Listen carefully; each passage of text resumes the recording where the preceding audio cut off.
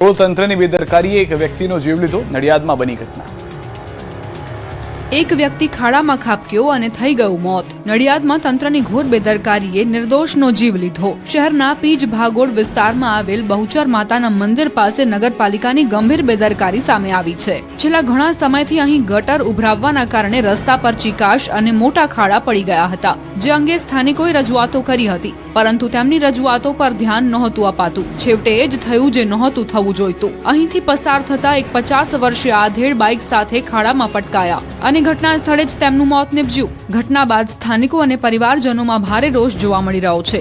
આધેડના મોત બાદ તંત્ર ગણતરીની મિનિટોમાં જ ખાડો પૂરવા પહોંચી ગયું હતું. શહેર કોંગ્રેસ પ્રમુખ હાર્દિક ભટ્ટ અને પૂર્વ કાઉન્સિલર માજિદ ખાન પઠાણે સિવિલ હોસ્પિટલની મુલાકાત લઈ તંત્ર પર આકરા પ્રહાર કર્યા હતા. આ ઘટના બાદ લોકોમાં ભારે રોષ ભભૂકી ઉઠ્યો છે. મૃતકને 2 નાની દીકરીઓ છે, જેમણે પિતાની છત્રછાયા ગુમાવી. પરિવારજનોએ આ ઘટના માટે જવાબદાર અધિકારીઓ સામે કડક કાર્યવાહી કરવાની માંગ કરી છે. સમગ્ર અકસ્માતની આ ઘટના નજીકના સીસીટીવી કેમેરામાં પણ કેદ થઈ છે, જે તંત્રની પોલ ખોલી રહી છે.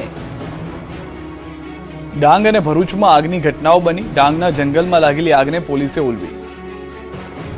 ડાંગના પીપરી નજીક જંગલમાં ભીષણ આગ ભભૂકી. આગ લાગી તે નજીકના જ ઇલેક્ટ્રિક ટ્રાન્સફોર્મર તથા વીજળીના વાયરો પસાર થતા હોય પોલીસે તુરંત આગને કાબૂમાં લેવાના પ્રયત્નો કર્યા.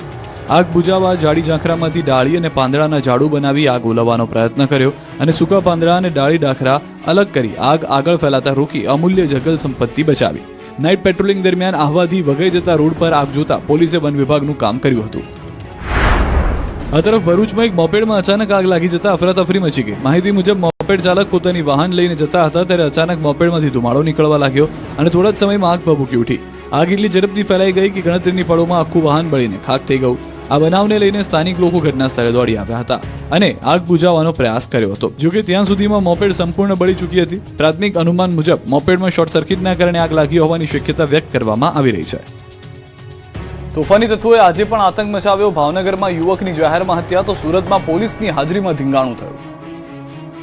ભાવનગર નજીકના વાણુકટ ગામે જાહેરમાં હત્યાની ઘટના સામે આવી. યુવાનની જાહેરમાં હત્યા કરવામાં આવી, જેનો લાઈવ વિડીયો વાયરલ થયો છે. હુમલાખોરોએ રવિના પેટના ભાગે ઉપરા ઉપરી છરીના ઘા ઝીક્યા હતા. હુમલો એટલો ભયાનક હતો કે રવિ ગંભીર રીતે લોહીલુહાણ હાલતમાં રસ્તા પર ઢળી પડ્યો હતો. ઘટનાની જાણ થતાં વિસ્તારમાં અરેરાટી મચી ગઈ, તેમજ લોકોના ટોળે ટોળા ઉમટ્યા હતા. ઘટનાને અંજામ આપી હત્યારાઓ ફરાર થઈ ગયા છે.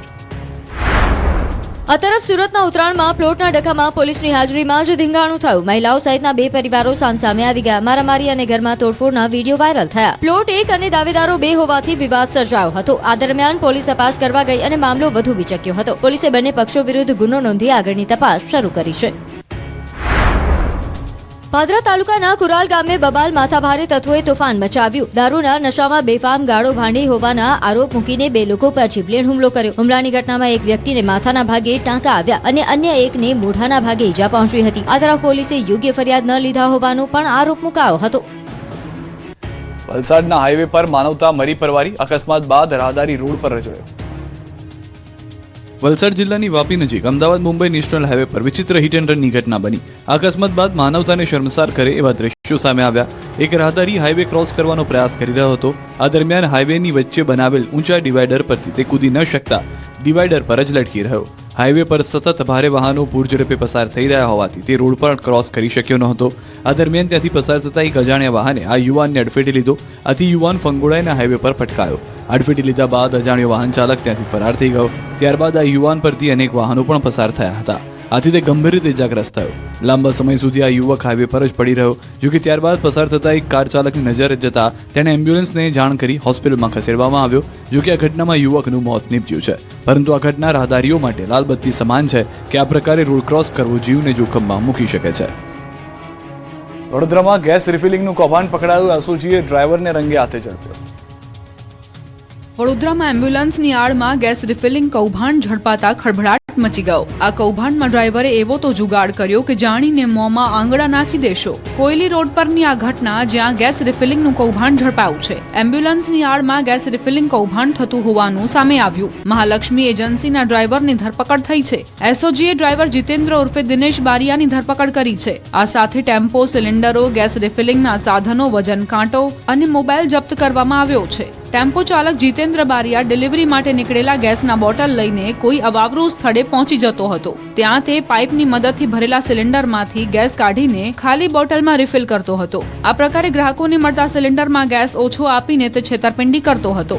એસઓજીને આ અંગે સચોટ બાતમી મળતા જવાહરનગર પોલીસ સાથે તપાસ કરી હતી. વડોદરામાં તાજેતરમાં ન્યૂ વીઆઈપી રોડ પર ગેસ રિફિલિંગ કૌભાંડ પકડાયા બાદ એસઓજીએ શનિવારે કોયલી રોડ પરથી વધુ એક ગેસ રિફિલિંગ કૌભાંડ ઝડપી પાડ્યું છે. રાજકોટના જેતપુર અને વડોદરાના શિનોરમાં દીપડાએ લોકોને ડરાવ્યા.